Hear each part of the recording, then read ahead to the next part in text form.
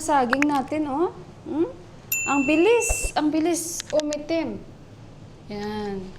Ngayon, ang ginagawa ko is nagpipil ako guys ng mga saging kasi alam nyo ang ginagawa ko siyang pancake na maliliit, banana pancake. Very simple lang yung aking ingredients at yung lasa nito guys, tama lang siya and very simple. Wala na mga baking powder at saka flour at saka itlog. Yan lang, napakabilis. Tapos konting salang-salang mo lang siya sa butter na parang ka talaga ng pancake. Para to kay buwa 2 piraso. So ito guys, yan. Sa labas lang naman siya maitim, pero sa loob, okay pa siya. Ang ibe-breakfast ko ay yung aking suman. Sayang kasi to, kaya lalagay ko ito sa freezer. Gagawa rin ako ng banana muffins. Hindi ko expect na si Juan ay magustuhan at ni Deepak. For sure, magustuhan din niya ni Buwa. Sabi pala ni Buwa sa akin, Mila, yung buto-buto ng mangga, wag mong isali dyan sa pinagtatapunan namin para sa aming pampataba ng lupa. Kasi natubo daw sila, hindi daw maganda. Kung may tutubo man ang mangga dito, walang bunga. Ayan, marami na tayong magiging fertilizer nito, oh. Sayang kasi, oh. Sayang. Labas lang naman guys, tingnan nyo, oh. Sa labas lang yan. Try daddy. Tama. Kira.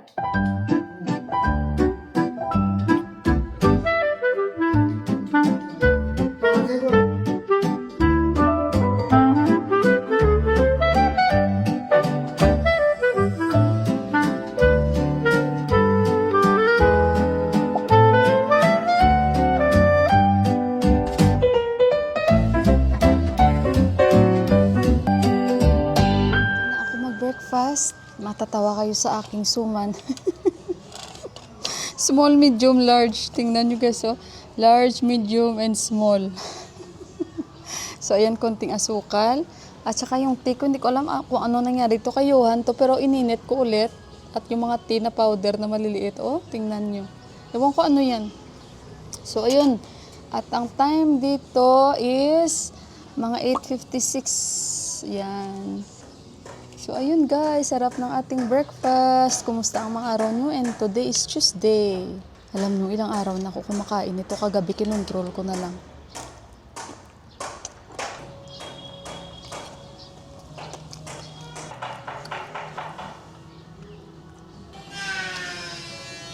Guys, naglilinis na si Deepak. May naamoy akong parang kandila. Tingnan natin kung anong ginagawa ni Buwa. Parang dito kasi galing sa amin yung kandila. Yung scented na stick na candle nila. Ginagawa ni Buwa.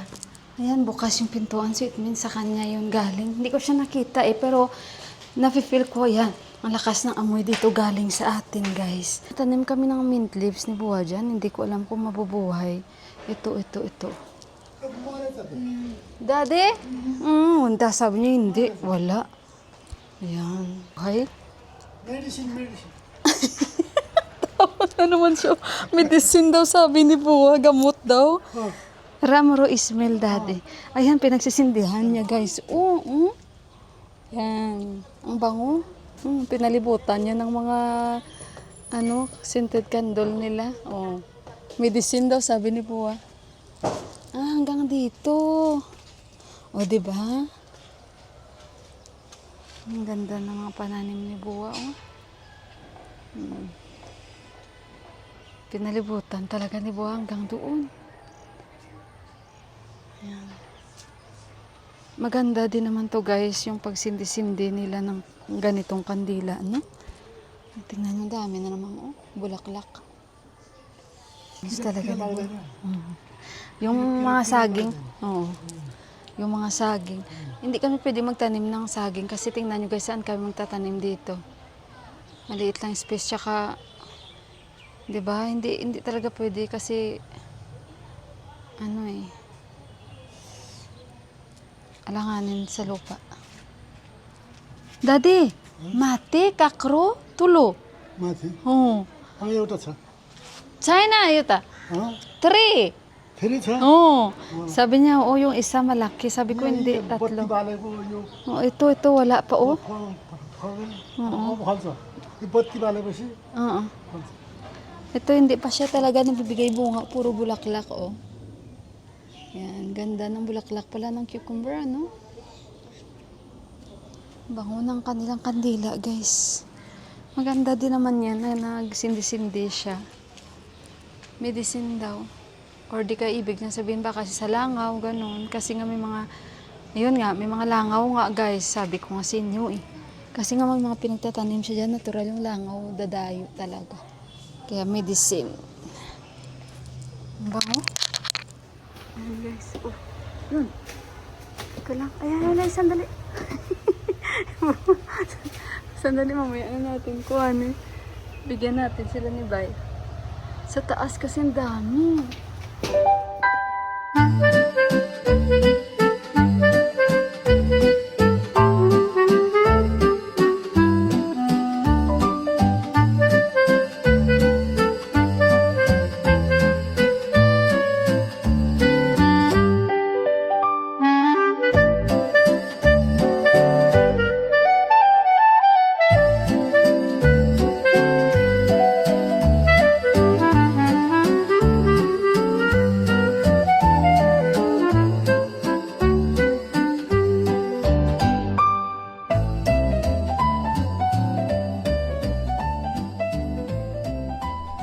Okay, guys. Dami namin nakuha ni Buwa. Galing. Bigyan ko sa Sanjay, Day. At bigyan namin yung taga-baba.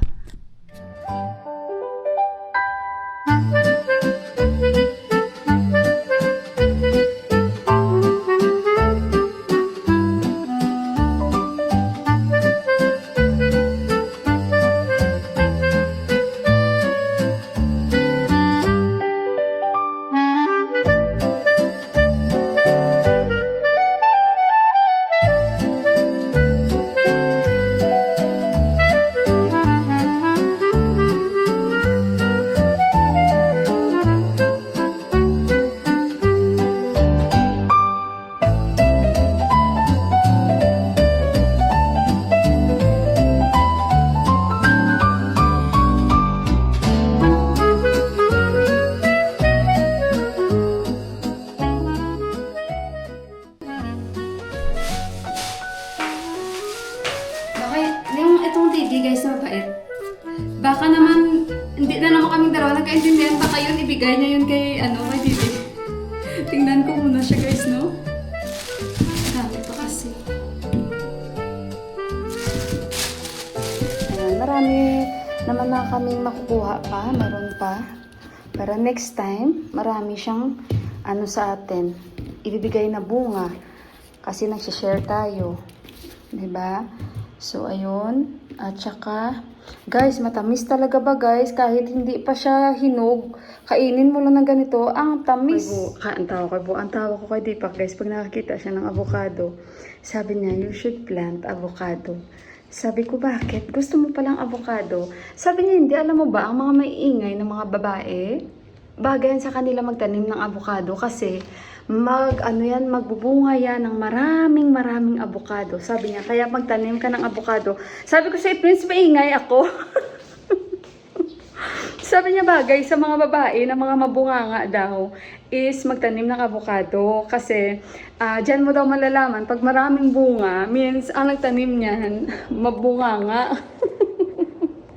So it means, sabi ko, itong kapitbahay natin, dalawa yung avocado niya kasi dumaan kami, sabi niya, see, their avocado, yung bahay nila ni Susilday, yung dalawang kahoy, ang dami niya talagang avocado. Sabi ko, proven nga yan, grabe yung bunganga niya. Guys, imagine nyo pag nagbunganga yan siya sa asawa niya, oh my God, hindi kasya yung bunganga niya guys sa kanilang bahay, no?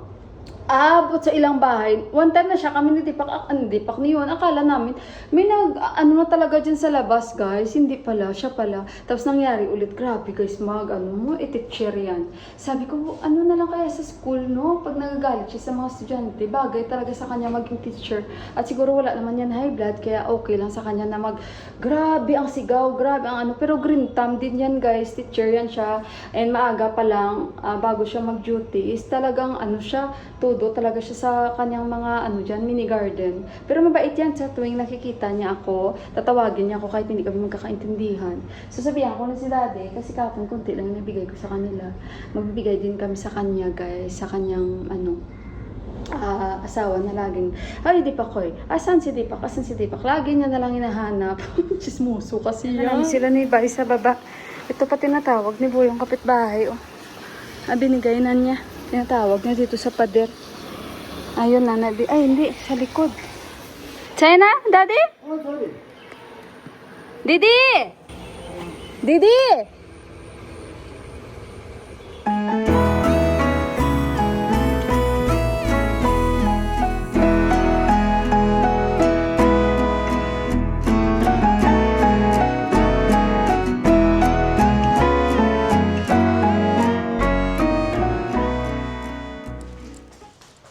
What a beautiful name it is.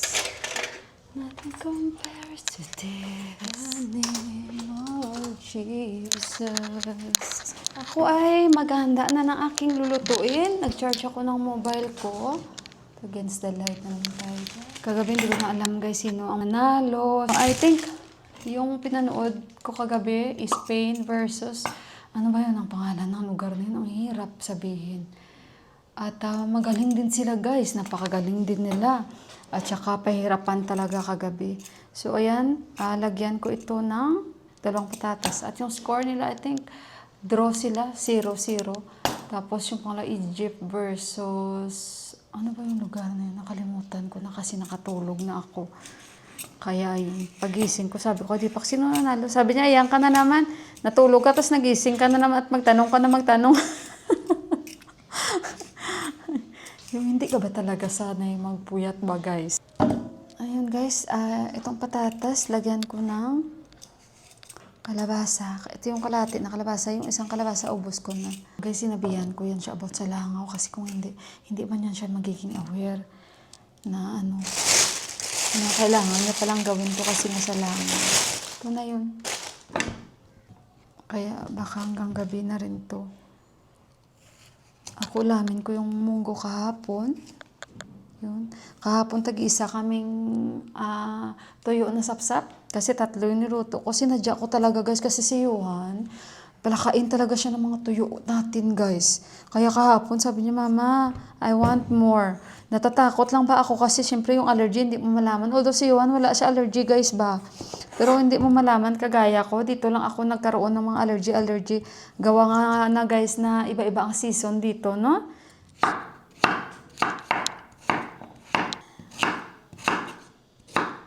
So, ito yung ulam natin, oh. At magluluto ako ng dal. Sa kanila lang 2 dal. At saka ako may munggo. Yun, ang kakainin natin. Ayun guys, sandali muna guys ha. Balikan. Ako na ang rice namin ni Buwa at kami ang kakain na. At 11:15 na dito. So ano muna ako dito, scroll muna ako sa Facebook. Kung ano yung mga update sa atin, na mga balita. At saka yung, alam nyo na, yung nagba-viral ngayon na mga pangyayari sa atin sa Pilipinas. Iba pa rin yung updated tayo guys. So, ayun. At dyan lang muna kayo dahil mag-iingay na yung ating pressure cooker. Dahil rice at iniinit ko po yung munggo namin. Ayun. Ito na yung ating munggo na may malunggay. At ito na yung niluto kong pumpkin na may patatas, achar, at yung salad. So, tawagin ko na si Buwa. Dahil kami ay kakain na po. At mag-11:30 na dito. 11:26. Tamang-tama lang. At para after nito guys, makapag-edit tayo. Kain po tayo guys. Tapos agad tirahin na naman tumangga. Oh, kasi ayaw nilang kumain ng ano. Alam mo, ito yung mga ginagawa kong lasi. Tamis guys, yung bigay ni Sanjay Day na mangga. Kahit hindi pa siya hinog. Matamis.